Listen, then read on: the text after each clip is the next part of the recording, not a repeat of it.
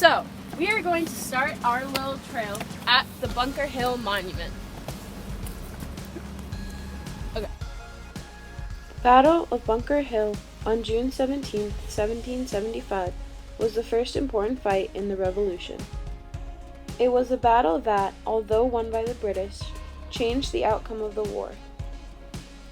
It showed the colonists that they could fight at the level of the British. The Bunker Hill Monument was laid in 1825 by the Revolutionary War hero Marquis de Lafayette, but was not completed until 1842. Damn, you thick. Going to the top of this monument with Fran. About to be a hike and a half. It was already a hike getting here. We can already see this wonderful weather. Boy!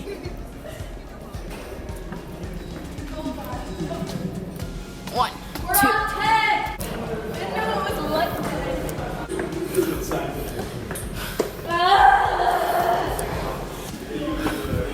Yeah.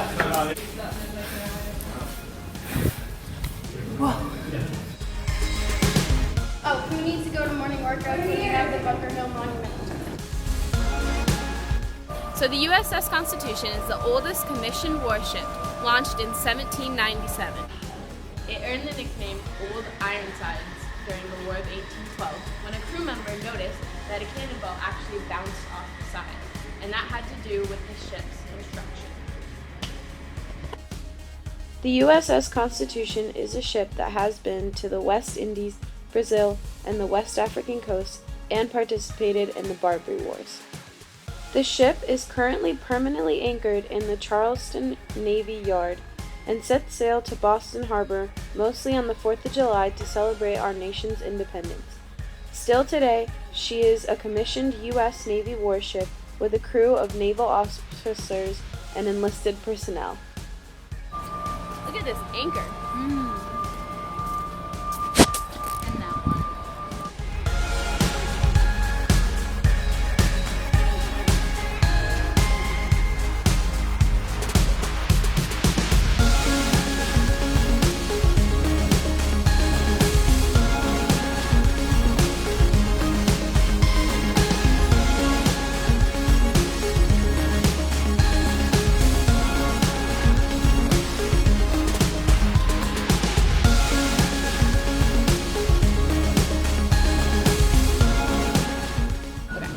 Cobb's Hill Burial Ground was the largest colonial burial ground, named after a shoemaker named William Cobb, who used to own the land. In 1775, it was used as a height advantage in the Battle of Bunker Hill for the British troops. Some honorable mentions here are Robert Newman, who ran with Paul Revere, and Cotton and Increase Mather, who were associated with the Salem witch. So this is Prince Hall's grave, and he was a free black man who founded America's first black Masonic lodge that later became known as the Prince Hall Masons. Good switch.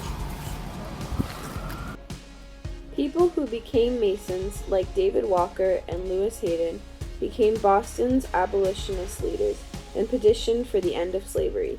Also, many people in the 20th century civil rights movement were Prince Hall Masons.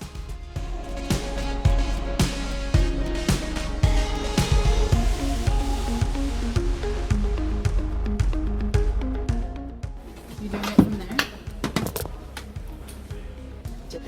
Also known as the Christian Church, Old North Church is the oldest standing church in Boston.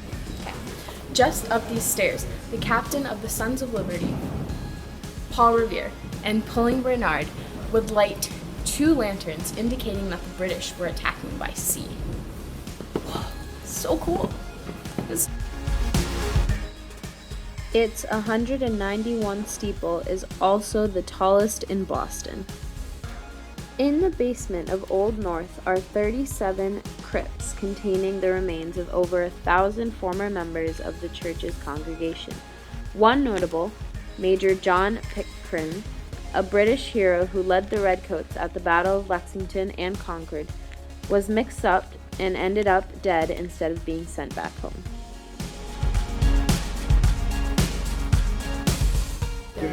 This is Paul Revere's house. It was built in 1860. It is the oldest house in downtown Boston, and it is the only home on the Freedom Trail. So, Paul bought it in 1770 and lived there with his family when he made his famous ride through Lexington. This home in the 19th century served as a boarding house for sailors and a tenement for immigrants. Built in 1741, Faneuil Hall, also known as the home of free speech or the cradle of liberty, hosted America's first town meeting. Although this building was not intended to be part of revolutionary politics, it hosted many events that shaped the nation. This is where the Sons of Liberty declared themselves against royal oppression. Here they protested the Stamp Act, the Sugar Act, the Tea Act, the Townshend duties, and redcoat occupation. This sets up the doctrine, no taxation without representation. For over 270 years, Faneuil Hall has served as a place to hold meetings, a marketplace, and a place to hold debates on consequential issues. 1786, Boston was occupied by the Redcoats, British troops. They were there to kill riots that arose because of the Townshend duties, and they were there to protect their custom officials. Because of the amount of soldiers in the area, conflict was unavoidable. There would occasionally be fistfights and angry confrontations. This site is where the Boston Massacre happened. It started because a soldier, Private White, hit a citizen in the face with his gun and then was surrounded and attacked with snowballs and taunts by Bostonians. Captain Preston took 8 other men to help White, and, as someone witnessed, someone threw a club hitting another soldier's face. This led to shots and fighting, leaving 5 men dead or dying. The Sons of Liberty used this event to create propaganda. Paul Revere labeled it a bloody massacre.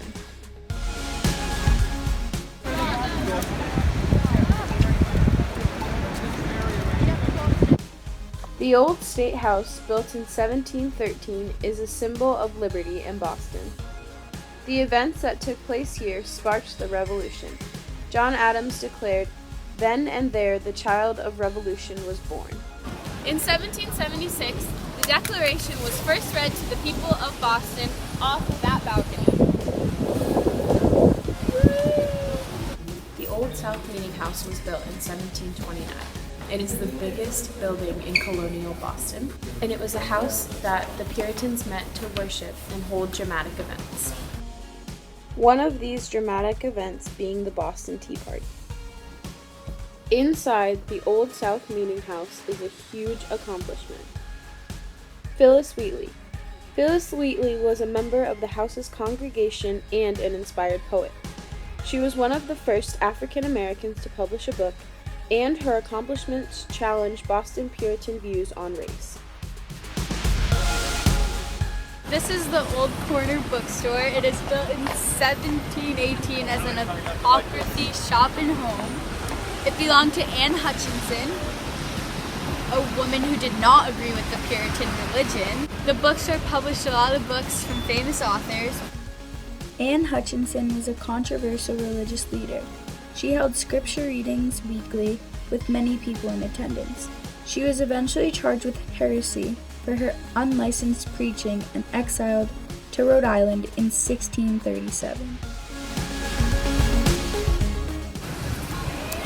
The Boston Latin School behind me is the oldest school in America. It was free education for boys that were either rich or poor. Benjamin Franklin, as you see right here, was a former student.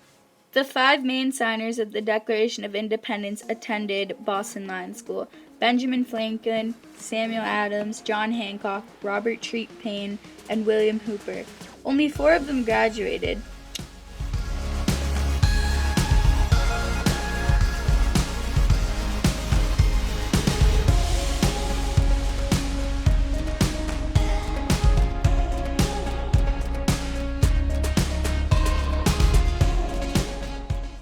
chapel was built in 1688.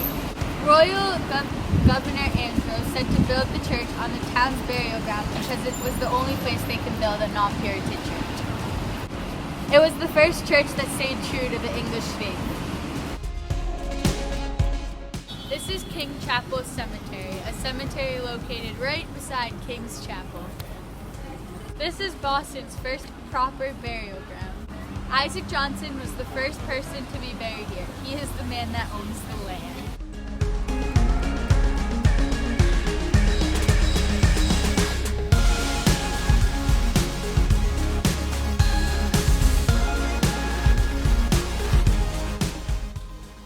Two important people buried at King's Chapel Burying Ground are John Winthrop, who was Massachusetts' first governor, and Mary Clinton, the first woman to step off the Mayflower.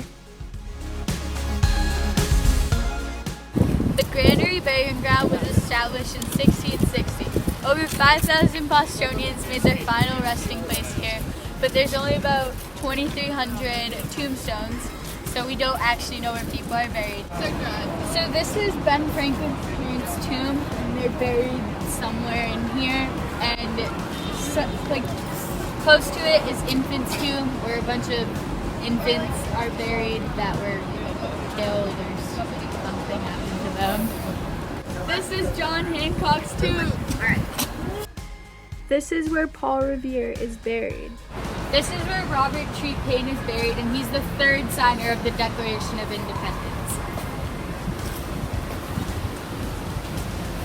This is where Samuel Adams is buried. Behind him are a bunch of people who died during the Boston Massacre. This is where James Otis is buried. Him and Samuel Adams are buried in the front corners of the graveyard, and they have matching stones.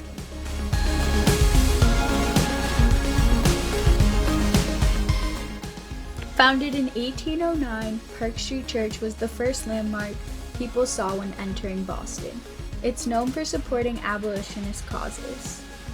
On July 4th, 1831, William Lloyd Garrison gave his first major speech against slavery.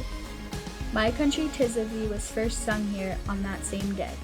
It reflects a mission of human rights and social justice. The Massachusetts State House was founded on January 11, 1798. It was originally John Hancock's cow pasture. The golden dome on top was originally wood, and it was covered by Paul Revere. In 1874, it was covered with 24-karat gold across the top. 24-karat magic in the air! During World War II, it was painted gray to prevent from bomb threats. 5-foot wooden carving of a cod was hung at the top inside because it represents the importance of the cod industry for Massachusetts. This is Boston Common. It was established in 1634. It is America's oldest public park. The Puritans bought the land for £30, and it was known as the Common Land. In 1775, 1,000 British soldiers made camp before heading to Lexington and Concord. The land was also used for punishments. It is where Mary Dyer and the Quakers were publicly hung. This is a part of the monument for the Civil War, which is on the other side, but this represents the first black regiment that fought for America's freedom. I just want to thank David Clare Matt for making this bench. Now for the real goods. The real history.